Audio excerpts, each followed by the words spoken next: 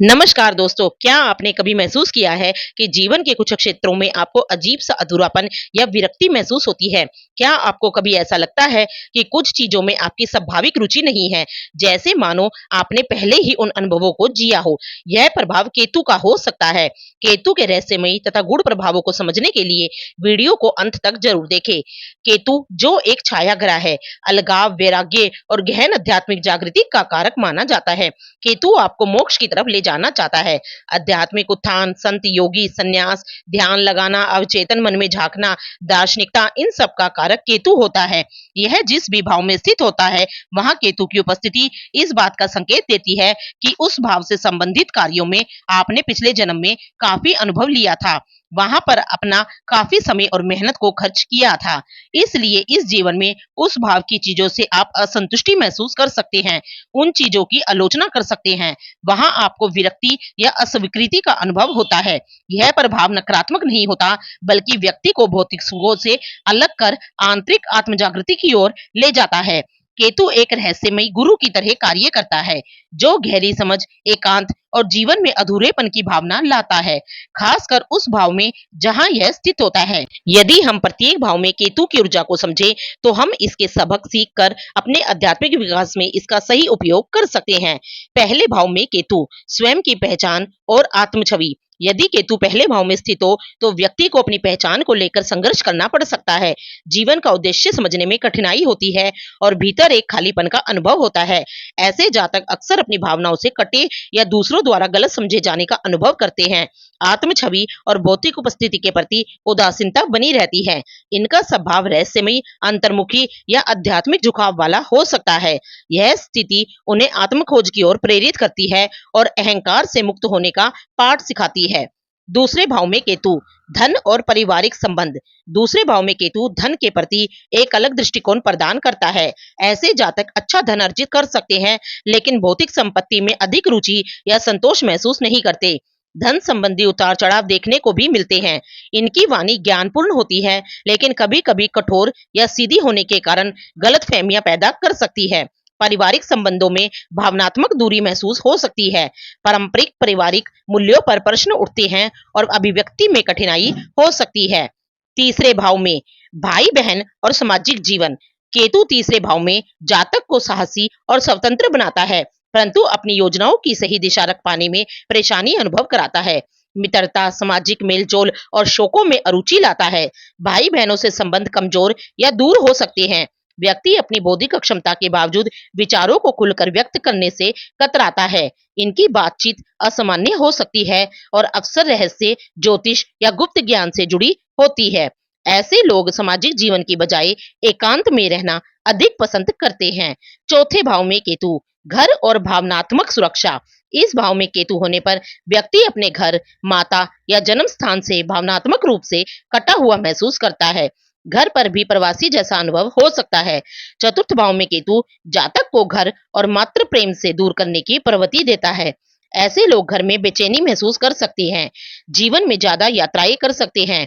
इन्हें आंतरिक शांति पाना कठिन होता है, इसलिए भावनात्मक संतुलन के लिए वे आध्यात्मिक साधनाएं या विदेशी स्थानों की ओर आकर्षित हो सकते हैं। भौतिक सुख सुविधाओं के साधनों के प्रति उदासीन रवैया हो सकता है। पांचवें भाव में केतु प्रेम, संतान और रचनात्मकता। पंचम भाव में केतु प्रेम संबंधों में निराशा, संतान की ओर उदासीनता और रचनात्मकता में रुकावट ला सकता है। प्रेम प्रसंग अल्पकालिक या असंतोषजनक हो सकते हैं। व्यक्ति सांसारिक सुखों की बजाय आध्यात्मिक ज्ञान की ओर झुकाव रखता है।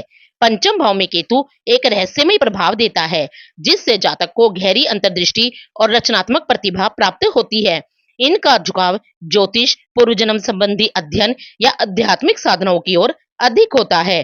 छठे भाव में केतु स्वास्थ्य और दिनचर्या। केतु छठे भाव में होने से व्यक्ति कार्य और स्वास्थ्य को लेकर लापरवाह हो सकता है। नियमित नौकरी और अनुशासित जीवन शैली से दूर भागता है। हालांकि यह व्यक्ति को समस्या समाधान में कुशल बनाता है, लेकिन अपने स्वयं के संघर्षों को अनदेखा कर सकता है।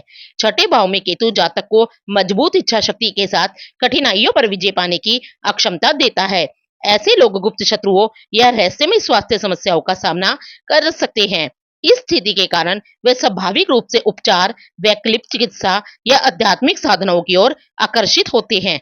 सातवें भाव में केतु, विवाह और साझेदारी। सप्तम भाव में केतु जातक के संबंधों में कार्मिक प्रभाव लाता है। सप्तम भाव में केतु विवाह और साझेदारी में असंतोष ला सकता है। विवाह में देरी हो सकती है या संबंधों में भावनात्मक दूरी बनी रहती है। हालांकि यह जरूरी नहीं है कि विवाह टूट जाए, लेकिन गहरा जुड़ाव महसूस करना कठिन हो सकता है।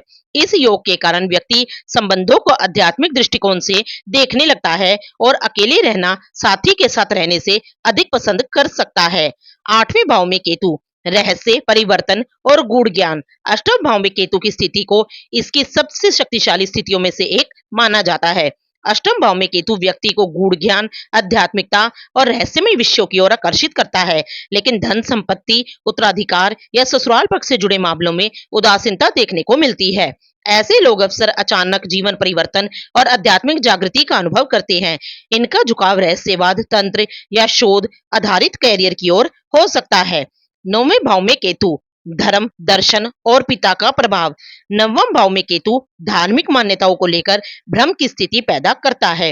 व्यक्ति पारंपरिक आस्थाओं को स्वीकारने की बजाय अपनी अलग आध्यात्मिक राहों चुनता है। इनका रुझान यात्रा करने और विभिन्न दर्शन व विचारधाराओं को जानने की ओर होता है।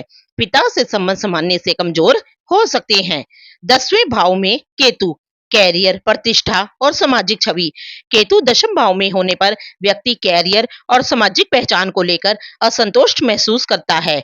भले ही सफलता मिले, लेकिन उसमें आनंद महसूस नहीं होता। अंदर से अधूरी या असंतोषजनक महसूस होती है।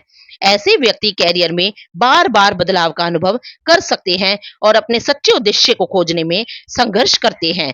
व्यक्ति पारंपरिक कैरियर की बजाय आध्यात्मिक या असामान्य मार्ग अपनाने की ओर झुकता है। इनके लिए आध्यात्मिक क्षेत्र से जुड़ा कार्य या स्वतंत्र रूप से काम करना अधिक अनुकूल होता है। 11वें भाव में केतु, मित्रता, आकांक्षाएं और लाभ। एकादश भाव में केतु व्यक्ति को सामाजिक मेलजोल और भौतिक उपलब्धियों से उदासीन बनाता है। कई मित्र होने के बावजूद वह खुद को अकेला महसूस कर सकता है। सरकारी लक्ष्यों की बजाय आध्यात्मिक ऊंचाई की ओर झुकाव होता है। सामाजिक संबंधों में उतार चढ़ाव लाता है। ऐसे जातकों की जान पहचान तो बहुत लोगों से होती है, लेकिन गहरे दोस्त कम ही होते हैं। आर्थिक लाभ अचानक या अस्थिर हो सकते हैं। इनके मन की इच्छाएं और लक्ष्य समय समय पर बदलते रहते हैं।